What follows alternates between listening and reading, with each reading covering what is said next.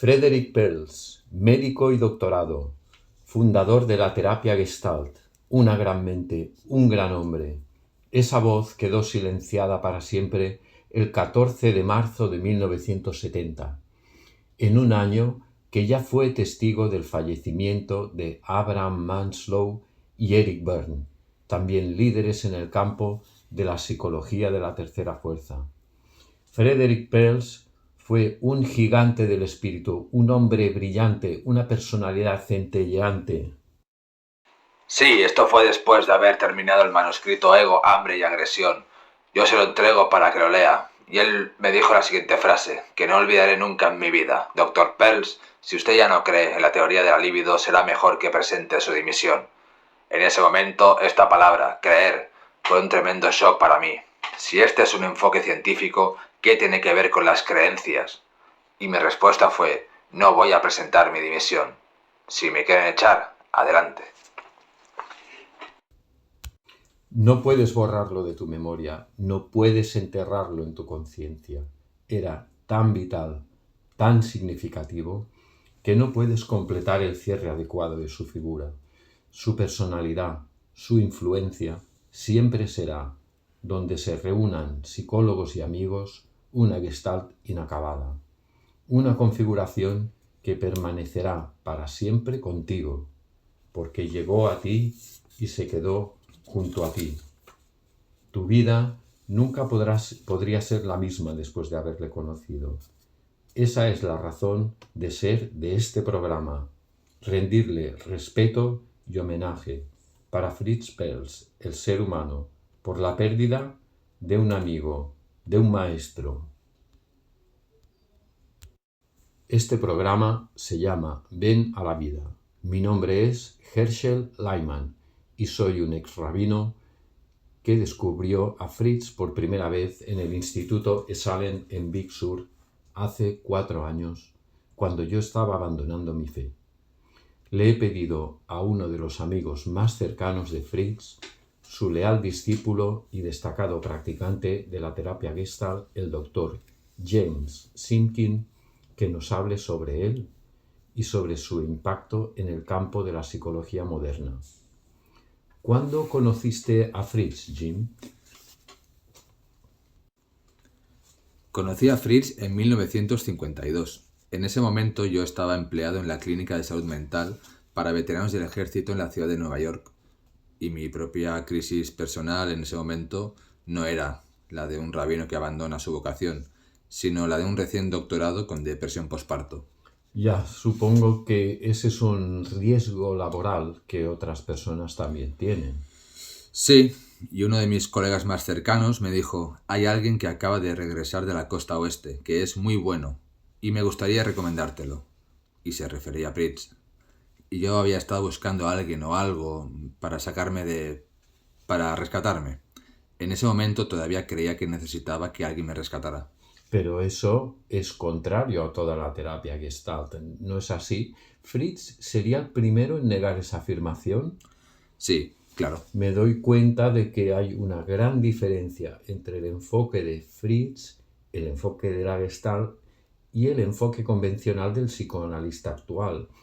Siempre me viene a la memoria la frase o la expresión que acuñó Fritz y que es parte de su brillante ingenio epigramático.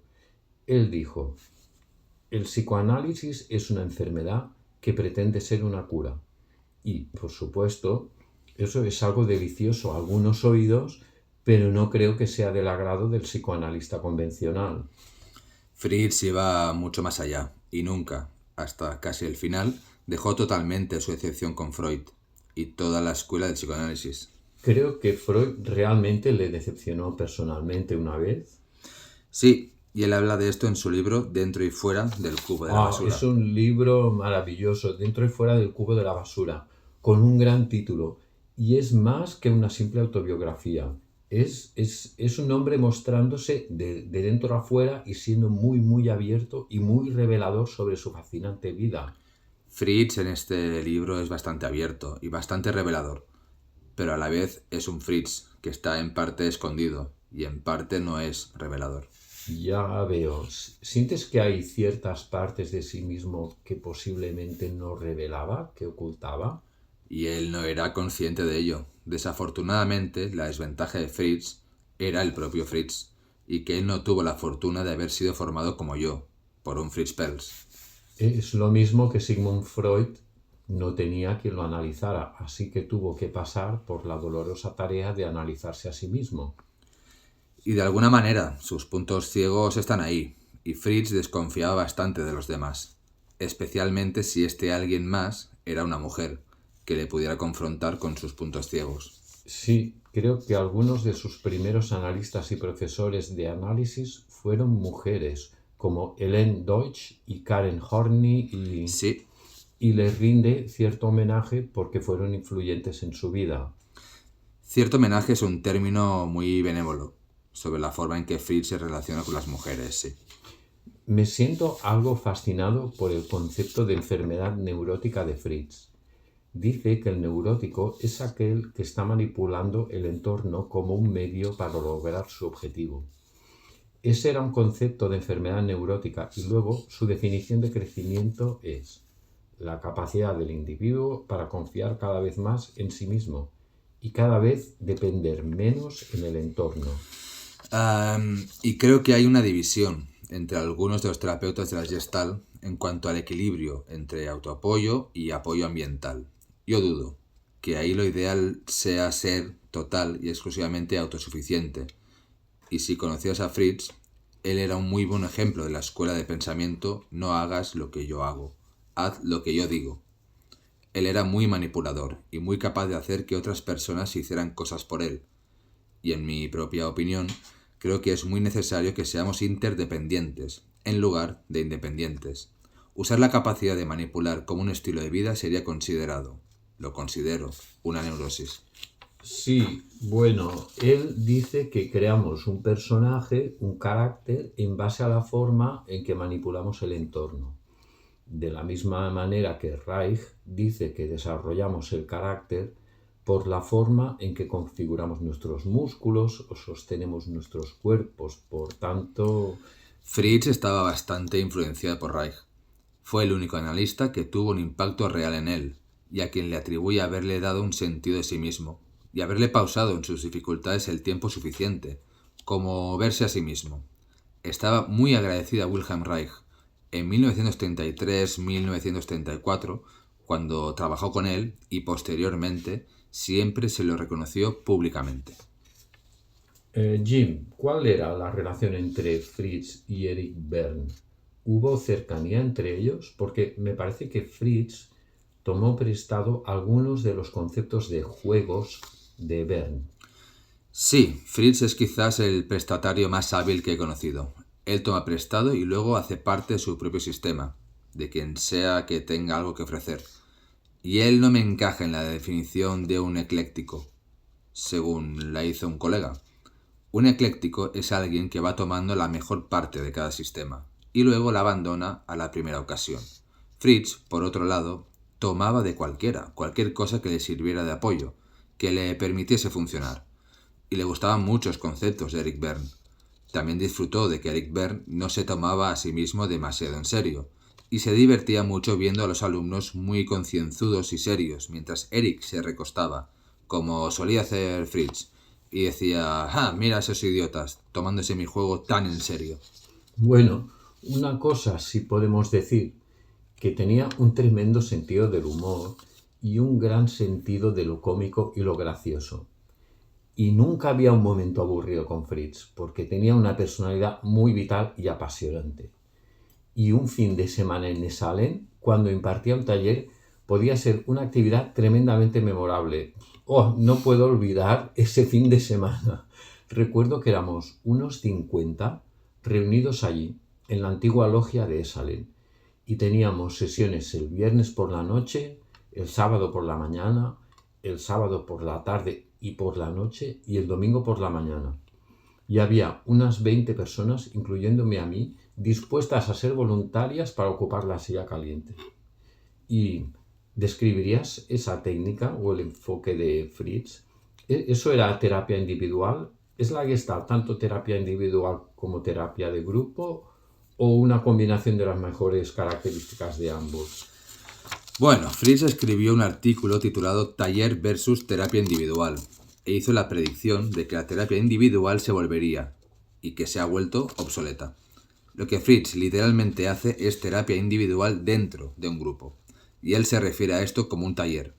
El estilo es que quien esté motivado, quien se sienta listo para trabajar, pueda sentarse en lo que Fritz llama la silla caliente. La silla caliente es un asiento generalmente adyacente a él y frente a la audiencia. Fritz ama tener una audiencia y le gustaba que la persona con la que estaba trabajando también estuviese frente a la audiencia. Y su contacto lo hacía una buena parte del tiempo con el público, aunque tenía un oído muy fino y prestaba muy buena atención con el oído a la persona con la que estaba trabajando. Ocupar la silla caliente significa sentarse en la silla vacía y estar dispuesto a decir en qué se encuentra uno en cada momento. Lo ideal es permanecer en el continuo de la conciencia. Algunas personas han dicho que Fritz era muy cruel en su técnica. ¿Estarías de acuerdo con eso? Oh, sí. ¿Había razones para esa crueldad? ¿O realmente atacaba a la gente? ¿Conseguía alcanzar sus objetivos? Cuando dices que hay una razón para su crueldad, me siento... Bueno, él no era el sádico per se, pero... Todo el juego del por qué. Pregunta. ¿Por qué? Respuesta. Es algo en lo que me siento incómodamente enmarañado y no siento que sea fructífero ni conduce a nada. Diré que Fritz era cruel. Era consciente de su crueldad y estaba muy dispuesto a ser cruel, a expresarse a sí mismo. El impacto de su crueldad con frecuencia creaba frustración, una fuerte reacción en la persona con la que estaba trabajando. Por tanto, él no era cruel en un vacío y no usaba simplemente a las personas para ejercer su crueldad. Así que en ese sentido, ciertamente no era sádico. Sí, me alegro de que hayas hecho esta distinción, porque ahora lo entiendo un poco mejor. Expresaba crueldad, alegría, ira o aburrimiento. He visto a Fritz quedarse dormido cuando alguien era realmente aburrido y no estaba dispuesto a prestar atención a quien no estaba allí o cuando no se sentía emocionado por... Sí, él era muy real en sus propias reacciones emocionales y no las ocultaba demasiado. Y una cosa que odiaba era la falsedad. Y creo que él mismo se esforzaba mucho por no ser falso. No solo para no parecer falso, sino para no ser falso. Fritz era falso. ¡Guau! Eso es interesante. Y su perro de arriba jamás le permitiría que saliera a reducir su falsedad, sin autoflagelarse. Así que nunca aceptó su falsedad. Perro de arriba, ¿qué quieres decir con eso? En el marco de la terapia Gestalt hay un concepto o una idea. Cuando somos pequeños, muy jóvenes, nos vemos obligados a tragarnos enteridades. El término es introyectar, ideas, actitudes, etc. Sobre todo algo que nos es inapetecible. Si lo recuerdas, ya mencioné la agresión dental, masticando, saboreando y luego tragando. Lo hago parte de mí mismo. ¿Y de lo contrario? De lo contrario, me trago un todo y me quedo con un introyecto, un cuerpo extraño que no soy yo. Son los valores o las ideas de otra persona, etc. Y este es mi perro de arriba. Mi perro de arriba es mi parte del debería. Debería, ya veo. Lo que debería hacer o lo que debería ser.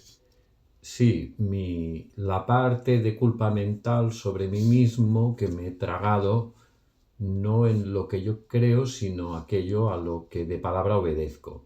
Y esta obediencia de palabra es la función del perro pasivo, el perro de abajo.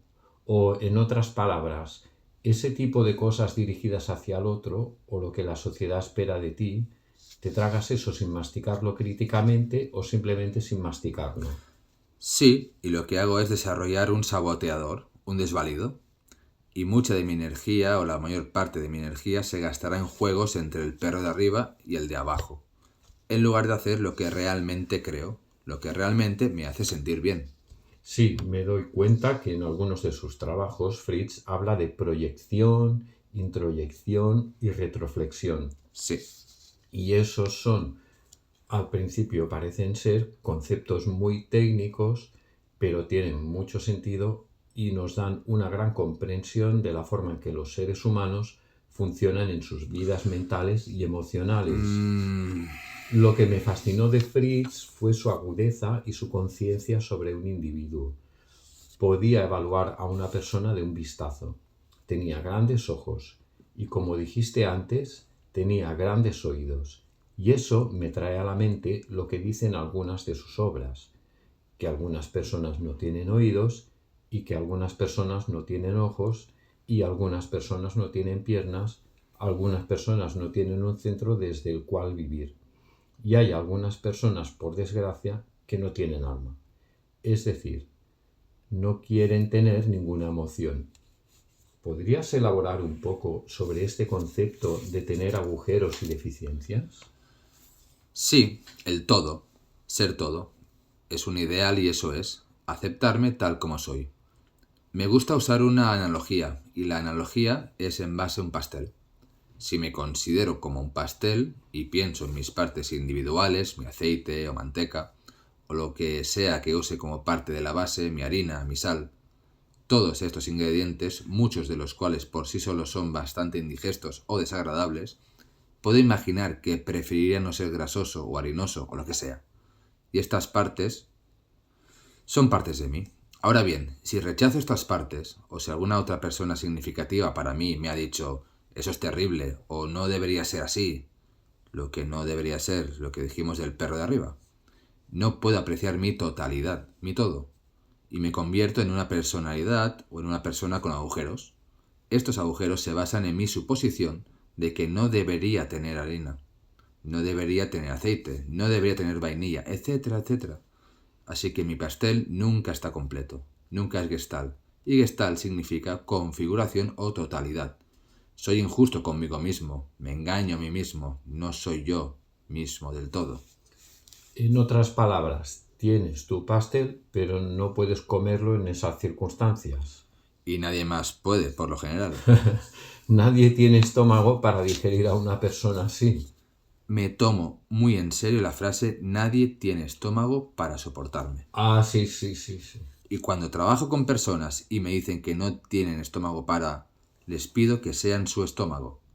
Esto es parte del enfoque Gestalt, que toma el lenguaje literalmente. Que estamos o estoy cuando digo que no tengo estómago para, diciendo algo muy significativo. Y si tengo oídos y me escucho y me tomo en serio lo que digo, entonces tengo una pista.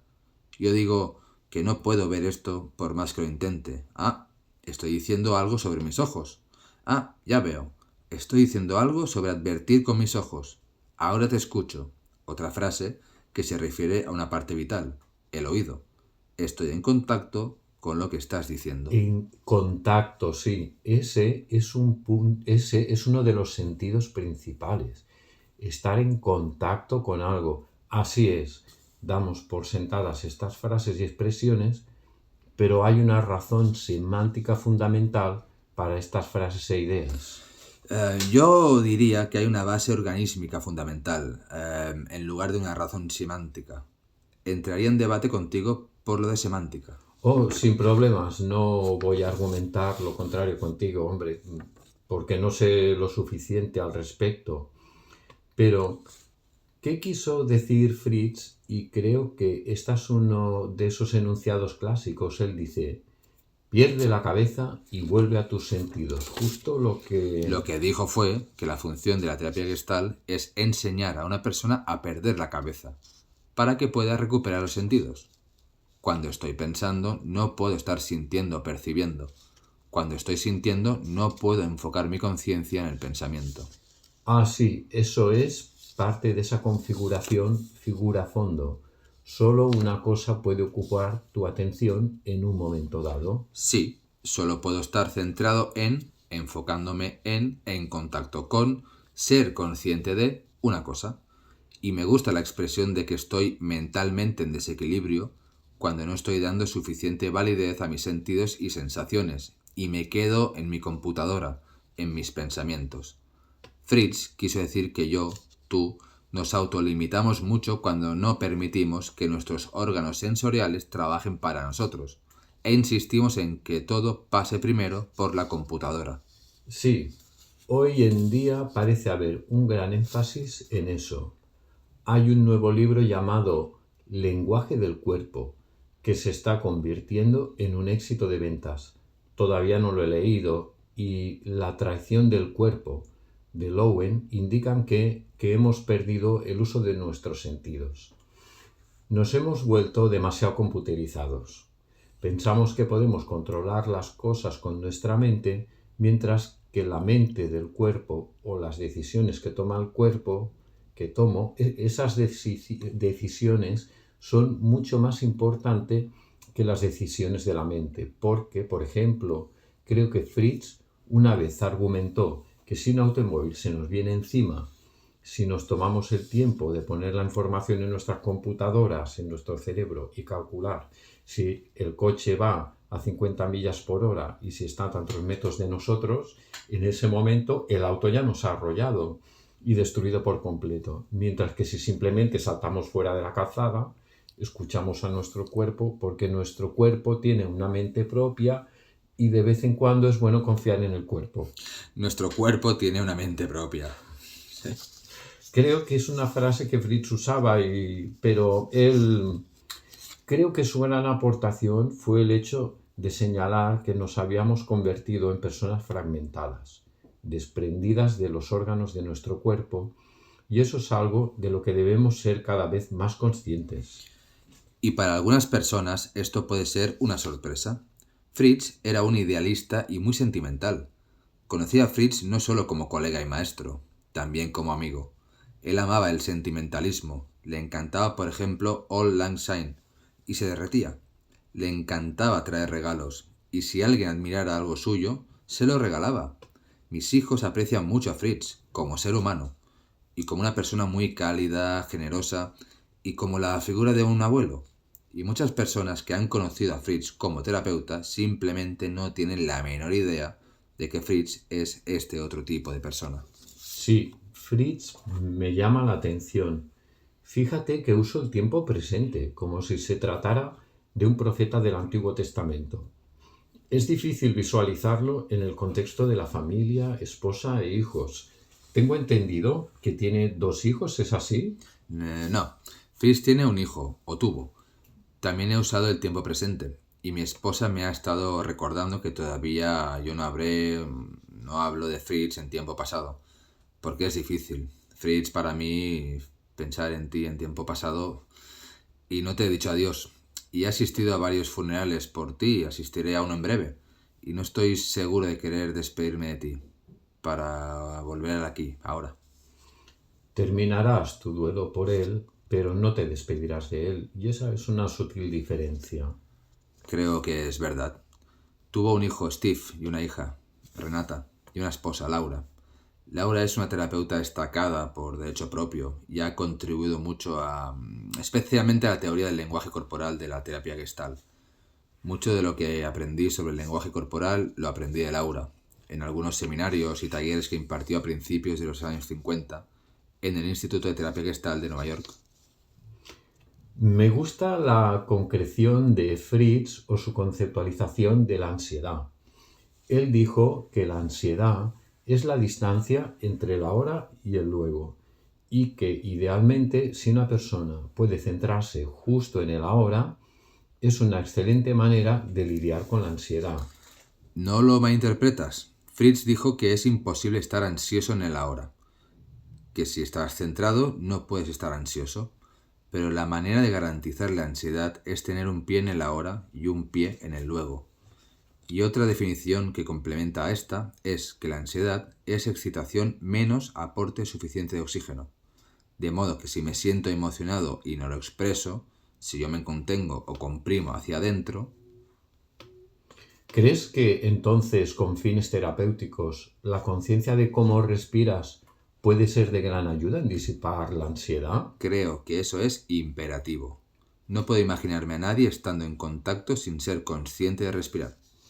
Esto conecta con la idea de William James de que corremos porque tenemos miedo o tenemos miedo porque corremos. En otras palabras, el funcionamiento fisiológico de nuestro cuerpo Quizá es lo que provoca el miedo o la ansiedad. No sé, pero en todo caso, esta es una pregunta técnica. Una pregunta técnica como ejemplo del tipo de basura mental, que diría Fritz. Dios mío, no. Eso es una evitación de lo que está pasando. En breve, ¿qué es la Gestalten de Fritz en una interpretación de los sueños? La idea principal que hay detrás de actuar, de encarnar, las diversas partes del sueño, es un concepto muy simple. Yo soy mi propio guionista. Cuando sueño estoy escribiendo mi propio guión. En consecuencia, lo que estoy haciendo al escribir mi propio guión es contarme, si estoy dispuesto a escuchar, sobre las diversas partes de mí, hablarme de mí. Las partes inanimadas, los lugares, el camino, el edificio, la piedra, la ubicación, etc. Retomando esas partes, siendo estas partes de mí, en el aquí y ahora. La técnica es estar en el ahora y trabajar en el sueño como si yo estuviera teniendo el sueño en este momento. Bueno, puedo imaginarme a una persona recreando el papel de diferentes personas que encuentran su sueño, pero es difícil para mí visualizar cómo una persona puede ser un objeto inanimado como una tienda de campaña o una casa o que lo encuentre en el sueño. Ok, soy un camino. Soy largo y sinuoso. Empiezo aquí y termino por allá. Puedo sentir que la gente camina sobre mí. Ah, siento que la gente camina sobre mí.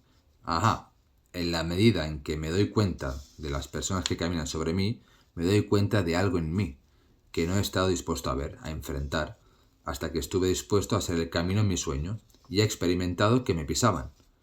En este punto Fritz invariablemente diría, ahora sé las personas caminando sobre ti. Y explora el efecto y la conciencia que llega con el efecto. Y en este punto preguntaría, ok, ahora sé las personas caminando. Y así sucesivamente, para permanecer en todo lo que está emergiendo en primer plano, especialmente lo que tiene emocionalidad. Oh, eso es interesante. Recuerdo que Fritz enfatizaba el concepto de polaridad en los sueños y que no todos somos buenos y no todos somos malos, sino que lo somos todo. Somos la suma total y más que la suma total de todo lo que soñamos. A lo largo de toda la teoría de Fritz, a lo largo de toda la teoría de la terapia Gestalt, el concepto de la polaridad es central. Y uso la palabra central deliberadamente. La idea de centrar. Para poder experimentar mi propio centro, necesito conocer mis extremos y ponerme en contacto con mis polaridades, mis extremos, para descubrir mi centralidad. Tomar conciencia de mis sensaciones y de mis sentimientos, así como de mis pensamientos, mi computadora mental. Me permite el equilibrio del que te hablé antes. Una sensación, sentimiento, pensamiento. Cualquiera que sea en mí, la proporción que supone el centramiento para mí. No hay un centro correcto, existe mi centro. No sé cuál es el centro correcto para ti. Puedo sentir, experimentar, ser consciente de lo que es correcto para mí. He visto su famoso dicho sobre hacer tú lo tuyo en un póster y actualmente es un póster muy popular. ¿Cómo es este dicho? Tú haces lo tuyo y yo hago lo mío y... Esto es lo que él llama la oración de la terapia Gestalt.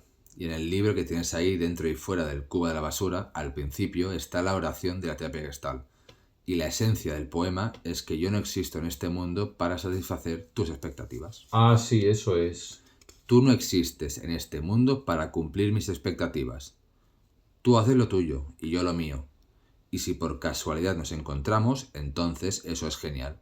Si nuestros caminos se entrelazan, y si no, es una lástima. Esa es la esencia del poema. Ya veo, ¿encarnó eso en su propia vida? O más bien dicho, ¿él ejemplificó eso? Frecuentemente, a veces con dulzura, a veces con venganza, había algo de lo vengativo que ya va en él. Yahveh del Antiguo Testamento, el profeta atronador, eso era. Sí, él. Una vez lo gritó, recuerdo, en los servicios, a alguien muy cercano a mí. Nunca te lo perdonaré. Y lo hizo. La perdonó. Es como si Freud tuviera a su Jung, a quien consideraba que le traicionó. O tal vez lo estoy poniendo demasiado exagerado. ¿Tenía Fritz alguna vendetta similar sobre las personas de quienes sintió que de alguna forma le habían empequeñecido de una forma u otra? Sí, se sentía traicionado periódicamente, una y otra vez. Sí, tuvo una cierta cantidad de traiciones. Todas ellas tenían suficiente realidad como para permitirle construir la fantasía que las acompañaba. Parte del punto ciego de Fritz era la paranoia de que se aprovecharan de él y, por supuesto, la otra cara de la moneda es Fritz nunca admitiría a sí mismo que él estuviera aprovechando, usando o manipulando a otras personas. Esto es parte de lo que, para mí, faltaba, y la gente que haya visto todo de Fritz, había tanto de él que, en parte, esta ofuscación era menor en comparación con su genio y su grandeza. Ciertamente, él era brillante. Recuerdo que dio una definición del matrimonio en ese taller al que me referí y dijo que el matrimonio es el cambio de muchas citas por una sola gran decepción. ¿Caracterizó eso su actitud hacia el matrimonio, hacia las mujeres? Fritz fue descaradamente injusto y discriminatorio con las mujeres. Siempre estaba compitiendo con las mujeres y sentía que nunca podría competir del todo con ellas. ¿En qué consistía este asunto de competir con las mujeres? ¿Cómo llegó a pasar? Por lo general, quiero decir, ¿se sentía competitivo con los hombres colegas que están en el mismo ámbito? Bueno, no. Era mucho más indulgente y comprensivo con los hombres. Por lo general, se las arreglaba para alejar a cualquiera que se acercara demasiado. Creo que yo pueda ser una de las grandes excepciones en su vida. Una persona cercana y no alienada. Hubo un intento durante unos meses, pero no funcionó. Diría que casi como una escena obligada, pero no ocurrió, no era realmente necesario porque tú eras realmente muy cercano a él. Sí, nos gustábamos genuinamente, nos entendíamos. Creo que se daba cuenta de mi enorme respeto y amor y creo que posiblemente fue la persona más perspicaz que he conocido. Estoy de acuerdo contigo, no solo por mi contacto limitado con él, poco más de un fin de semana o 2 fines de semana cuando impartía sus talleres. Hay mucho en el comportamiento de Fritz que yo desaprobaba, aunque él lo sabía y yo lo sabía, e igualmente éramos muy capaces de relacionarnos. Había mucho de mi comportamiento que él desaprobaba, y eso igualmente no hizo ninguna diferencia significativa en nuestra relación. Hemos mencionado la actitud de Fritz hacia las mujeres. Él podía acuñar expresiones como las de Oscar Wilde. Por ejemplo, una vez dijo, las lágrimas son la segunda mejor arma de una mujer. Y eso era cuando menos característico de él. Volviendo a su filosofía de la terapia Gestalt, a Fritz no le preocupaba realmente el por qué, como mencionaste, como a la mayoría de los psicoanalistas, sino el ahora y el cómo. Y el ahora lo llamó conciencia y el cómo lo llamó comportamiento. ¿Podrías darme más detalles sobre esto, Jim? Sí, el yo y el tú, aquí y ahora de Baber, es la descripción resumida de la terapia Gestalt. Sí, él se refiere a Baber. Cuando estaba en la ciudad de Frankfurt, él dijo que mucha gente extraordinaria parece que coincidieron en la ciudad de Frankfurt, en Alemania, y Baber estaba entre ellos. Estuvo allí a mediados de los años 20 y estuvo expuesto a algunas de las mentes más brillantes del siglo. En ese momento especialmente el existencialismo y los analistas, que estaban activos, que perfilaron a los psicólogos de la Gestalt. Wertheimer y El mismísimo Kricholstein, que era su ídolo, y varios más. Y ese fue un lugar donde Fritz recibió una enorme cantidad de estímulos intelectuales. Fritz era muy inquieto, y sí, tan pronto como llegaba a la ciudad, inmediatamente quería mirar la página de espectáculos y ver si había alguna ópera en la ciudad. ¿Cuál era la película que estaba en cartelera? En este sentido, él era ansioso de emociones fuertes. Oh, él entretenía a los demás. No necesitaba ser entretenido. Evitaba el aburrimiento. Le tenía mucho miedo al aburrimiento, a la nada. Sí, dentro y fuera del cubo de la basura indica eso, porque una y otra vez se refiere al aburrimiento que a veces lo embargaba a pesar de que su vida fue enormemente creativa. El concepto o idea yo y tú, aquí y ahora, es eso. Todo lo que existe, existe en el presente. El intercambio que está teniendo lugar entre tú y yo, en este momento, o el yo y el tú, aquí y ahora, es todo lo que hay. Puedo recuperar un recuerdo. Puedes recuperar un recuerdo. Puede que sienta una picazón. Puede que tú tengas picazón. Todo esto es parte del ahora. Si quiero evitar el contacto con el ahora, y especialmente el contacto con la relación yo y tú, o el contacto con el yo, podría computerizar, empezar a pensar, y frecuentemente el juego ¿por qué? Creo que siempre es una evitación del contacto yo, tú, aquí, ahora. Sí, Fritz dijo una vez, hacemos preguntas de por qué para torturarnos a nosotros mismos y no realmente para obtener respuestas. Correcto. Y creo que también decía, dejar de hacer preguntas y convierte esa pregunta en una afirmación. ¿Qué quería decir él con esto? Casi todas las preguntas tienen dentro una misma pregunta, la respuesta. Cuando te hago una pregunta y puedo convertir la pregunta en una afirmación, la respuesta ya está ahí. ¿Cuál es tu posicionamiento hacia la religión? Sería una pregunta. La afirmación sería, tienes un posicionamiento hacia la religión. Y ya hay dentro de la afirmación una respuesta a mi pregunta.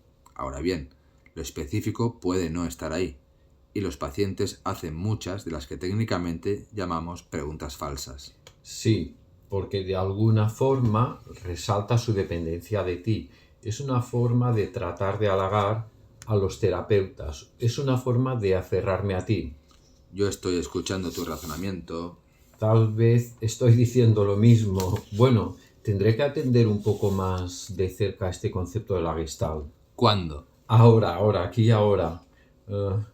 Hay algunos puntos a los que me gustaría volver para que podamos tener una Gestalt completa. Son puntos interesantes que hemos tocado. Uno de ellos es que la causa de la ansiedad son las diferentes fantasías que tenemos. Que tenemos fantasías catastróficas y también las tenemos anastróficas. Y, por supuesto, la palabra anastrófica me intrigó mucho, porque todos conocemos las fantasías catastróficas. Todos las tenemos. Pero anastrófico, es decir, una anticipación muy placentera, ese era un punto que yo justamente mencionaría. Y si quieres comentar sobre eso, Jim. Una de las muchas pequeñas frases de Fritz era, sin expectativas, sin decepciones, con pequeñas expectativas, pequeñas decepciones, grandes expectativas, grandes decepciones. Las expectativas son lo que está involucrado en las fantasías catastróficas o anastróficas. Una fantasía es una fantasía de la fantasía. Y una y otra vez aclaramos la situación. Lo que estás haciendo en este momento es tener fantasías, sean las que sean, y pueden ser de perdición, pueden ser de dicha, pero el acto es fantasear. El acto es pensar, fantasear. Fritz era puro en este sentido, no fantaseaba mucho. Oh, sí. Sí, tenía ese presentimiento sobre él, que él lo hacía a pesar de su rigorizar en lo contrario. A pesar de, o porque, o como sea, como he dicho antes, Fritz, uno de los puntos ciegos para él, tenía todo tipo de expectativas catastróficas y siempre había suficiente realidad en ellas para que él pudiera justificar sus actos. Y existencialmente Fritz era un buen analista. Nunca estuvo completamente orientado existencialmente. Ese era un ideal para él que no alcanzó. Había algo más que él había dicho en esta conferencia a la que asistí hace unos 4 años en Esalen. Dijo que el ritmo de la vida humana es el pulso, y luego mencionaremos algo. Antes lo hiciste, de hecho, sobre contacto y pérdida de contacto, como si esto fuera un ritmo, extensión y retracción, expansión y contracción, y todos podemos sentir eso, y la respiración y exhalación. La presión arterial misma se mide de esa manera. Estoy tan intrigado por este libro y hay tanto dentro y fuera del cubo de la basura. Me gusta más que todos esos trabajos técnicos que forman la base de toda su reputación. Dentro y fuera del cubo de la basura es un nombre loco, pero esto era característico de Fritz. puedes ver que había una fusión entre sus logros intelectuales y la vida de su espíritu, sus sentimientos emocionales. Realmente asimiló muchas de estas ideas. Sí, Completamente. y esto es muy característico de Fritz. Elegía muy bien sus lecturas. Él, si algo le intrigaba, al día siguiente esto se convertiría en parte de Fritz. Y al principio, bueno, yo me crié en la tradición de la ciencia y de las notas a pie de página y de referenciar, etc. Y sentía a Fritz como un tramposo. Estaba tomando de los demás y no los referenciaba. Más tarde me di cuenta de que Fritz realmente asimilaba suficientemente, de modo que lo que emitía ya no eran los párrafos o las frases de la otra persona. Ahora eran los párrafos o las frases de Fritz. Y enseñar a los terapeutas Gestalt, la ciencia de la terapia Gestalt es muy similar. Hay una persona que ha visto trabajar a un terapeuta Gestalt. Puede ver lo que es la ciencia, el arte, el ser uno mismo, el usar la ciencia y ser uno mismo, y esta es la belleza, poder asimilar una ciencia y ser un artista. Henry David Thoreau probablemente diría: el mejor arte es simple. Y supongo que esto es lo que la gente tiene que hacer. Tienen que absorber los principios básicos, pero realmente absorberlos, para que cuando estén trabajando no se den cuenta de que están usando las reglas y principios y fundamentos básicos de un enfoque particular. Te di una copia del aviso que nosotros los terapeutas Gestalt, recibimos desde Chicago, Ah, sí, cuando Fritz murió. cuando Fritz dejó su cuerpo. Sí, y lo que encontré muy característico fue la frase de Fritz justo antes de morir. Él estaba conectado a todos esos tubos y demás, y acaba de pasar por una gran cantidad de cirugía y aparentemente estaba comenzando a recuperarse de una cirugía exploratoria larga y extensa, cuando de repente se sentó en la cama y la enfermera corrió hacia él y él le dijo: «Dr. Pels, usted no puede hacer eso». Él se sentó y con los pies colgando por el borde de la cama la miró y dijo: «No me diga lo que yo tengo que hacer». Y murió. Y murió, sí. Y esa es una forma hermosa de morir para Fritz. Así vivía Fritz, así moriría Fritz. Fritz era su propio hombre. Tomaba de otra persona, incorporaba, tomaba y usaba a su manera única y particular. A veces la diferencia era tan leve que a primera vista, si yo no lo conociera, si tú no lo conocieras, parecería una imitación. Fritz no fue un imitador.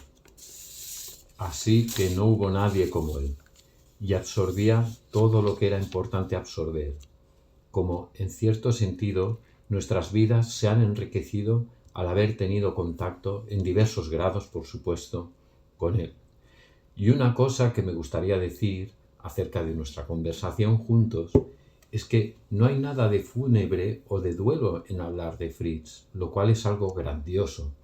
Aprovechando el cliché, esta es la forma en que él hubiera querido que fuera, y creo que encaja en el espíritu de Fritz Perls que hablemos de él de esta manera peculiar. No sé si conoces el subtítulo de la terapia Gestalt, y el subtítulo es la vida de Fritz y la manera en que él murió. Y creo que el futuro de la terapia Gestalt está embebido en todo el concepto del principio de excitación y crecimiento. Sí, Y que un organismo solo puede mantenerse vivo mediante el ejercicio de la excitación, no reprimiendo la excitación. Ese crecimiento significa sentir la excitación propia. Jim, hace muchos años, tal vez, bueno, al menos cuando yo era niño, se publicaba una revista llamada Vanity Fair y tenía una sección. Era un reportaje ilustrativo que siempre se llamaba Entrevistas Imposibles. Por ejemplo, una entrevista con una de las principales divas del cine de la época y el Papa de Roma. Estaba pensando en una entrevista entre Fritz Perls y Krishnamurti, y la razón por la que me vino a la mente fue que gran parte de su filosofía es muy similar, a saber, la idea de lo que es pasado está muerto, que lo que está pasando ahora es lo único que está pasando de verdad. El único espectáculo en cartelera en la ciudad, por así decirlo. ¿Qué tal esa entrevista imposible? ¿O sería, es realmente tan imposible como la concibo? No sé, me acuerdo, no sé mucho sobre Krishnamurti. Recuerdo una entrevista real que se hizo para Creo que fue una película o televisión entre Maharishi y Fritz, y a Fritz le pareció insoportable.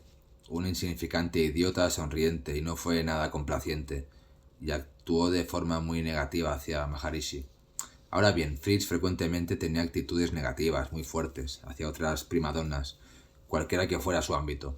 Aceptaba o toleraba mucho más a alguien que estaba dispuesto a jugar un papel secundario. Ahora bien, si Krishnamurti es una primadonna y no conozco al hombre, estoy imaginando algunas situaciones bastante imposibles, o un montón de cruces de espada, etc. No puedo imaginar nada más que una contienda. Si por otro lado Krishnamurti está dispuesto a aceptar el rol de segundo violín, creo que sería posible una entrevista.